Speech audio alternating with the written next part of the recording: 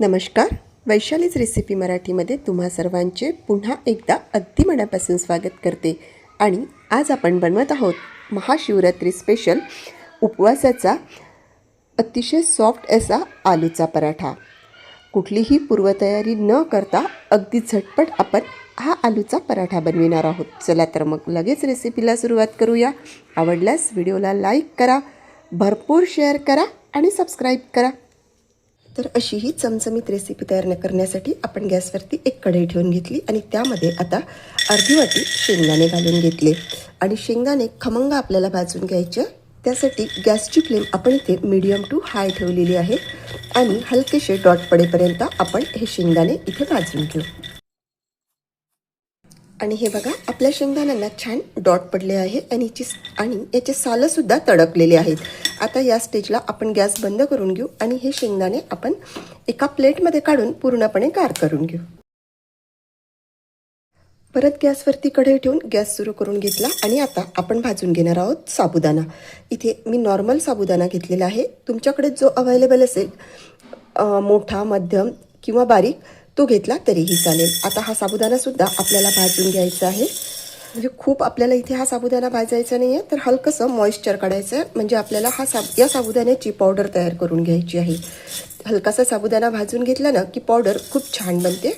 तर आता 2 ते 3 मिनटं मध्यम आचेवरती आपण हा साबुदाणासुद्धा भाजून घेऊ. 2 ते 3 मिनिट झाले आणि तुम्ही स्क्रीनवरती बघू शकता आपला साबुदाणा असा लहानसारखा फुलायला लागलेला आहे. आता आपण गॅस बंद करून घेऊ आणि हा साबुदाणा इथे आता पूर्णपणे गार करून घेऊ. साबुदाणा गार होईपर्यंत आपण बटाट्याचे सालं काढून घेऊ. तर इथे मी एक मोठ्या आकाराचा बटाटा उकळून घेतलेला आहे. आता त्याचे सालं काढून घेते आणि बारीक किसणीने किसून घ्यायचं. म्हणजे यामध्ये अजिबात गुठळा राहणार नाही आणि प्लेन असा किस बटाट्याचा इथे तयार होईल. आपला बटाटा इथे पूर्णपणे किसून झालेला आहे आणि साबुदाणासुद्धा बऱ्यापैकी थंड झालेला आहे. तर आता आपण घेतलं इथे मिक्सरचं पॉट आणि त्यामध्ये हा साबुदाणा घालून घेऊ.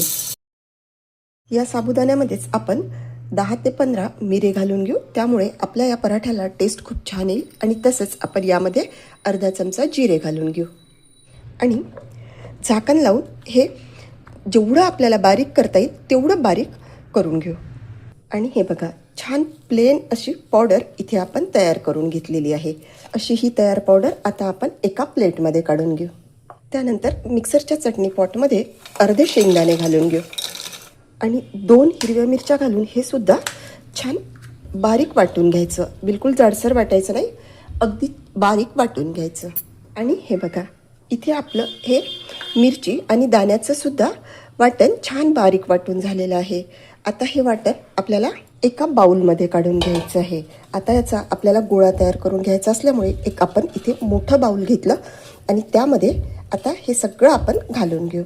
सर्वात अगोदर आपण शेंगदाणे आणि मिरचीचं वाटण घालून घेतलं. त्यानंतर लगेच त्यामध्ये आपण किसून घेतलेला बटाटा घालून घेतला.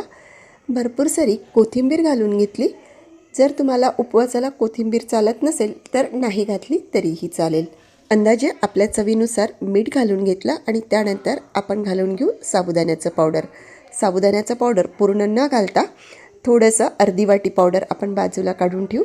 म्हणजे ज्यावेळी आपण पराठा लाटू ना त्यावेळी घोळण म्हणून आपल्याला हे साबुदाण्याचं पावडर वापरायचं आहे. आणि आता याचा आपल्याला एक गोळा तयार करून घ्यायचा आहे. 1 चमचा भरून आंबट दही घालून घ्या. म्हणजे पराठा सॉफ्ट होईल आणि चवीलासुद्धा छान लागेल. आता याचा आपल्याला ज्याप्रमाणे आपण चपाती करण्यासाठी गोळा तयार करतो ना, अगदी तसाच इथे आपल्याला गोळा तयार करून घ्यायचा आहे. गोळा भिजवताना थोडंसं मोकळा वाटत असल्यामुळे मी त्यामध्ये आणखी 2 चमचे भरून दही घालून घेतलं.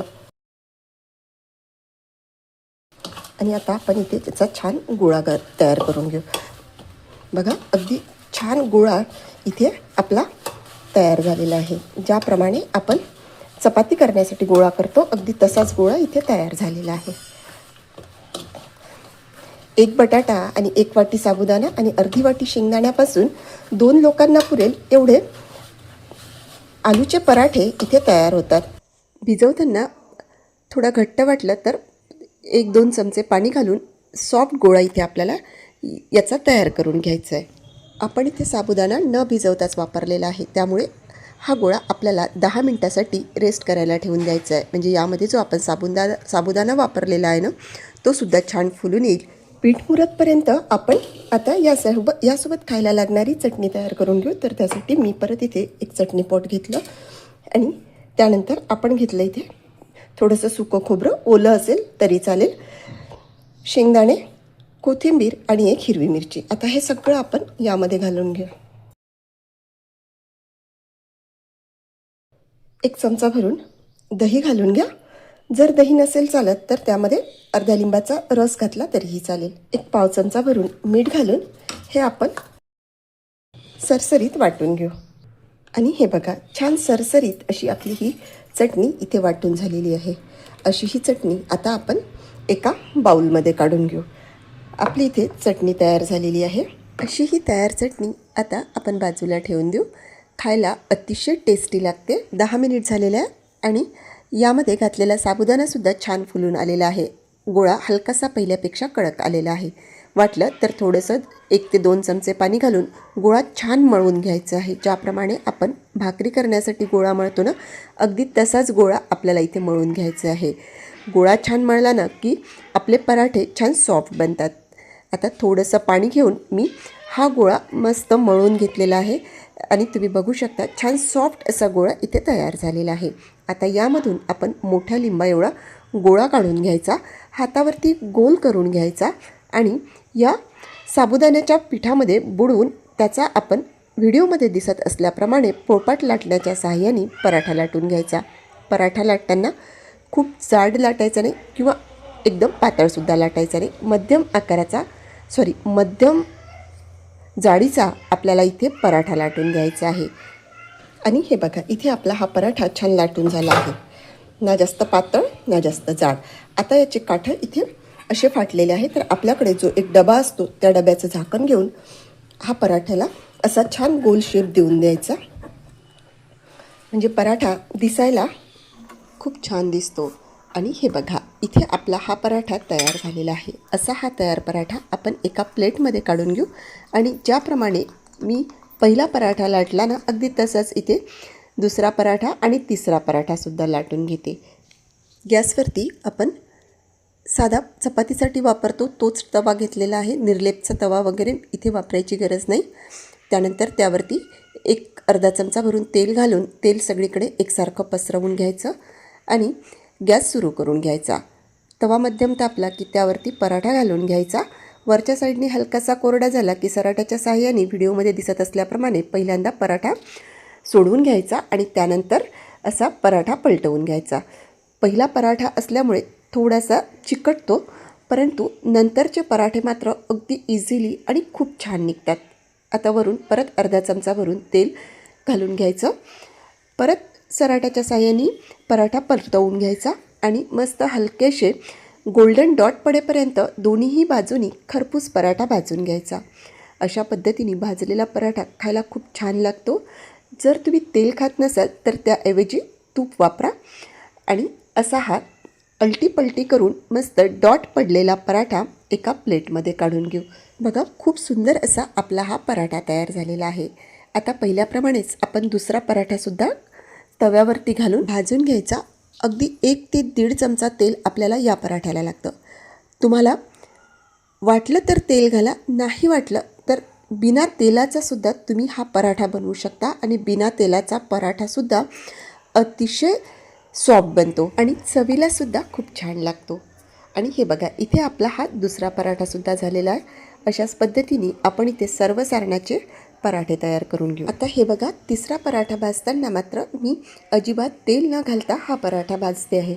बघा, खूप छान असा पराठा इथे तयार झालेला आहे आणि हा पराठासुद्धा खूप सॉफ्ट बनतो.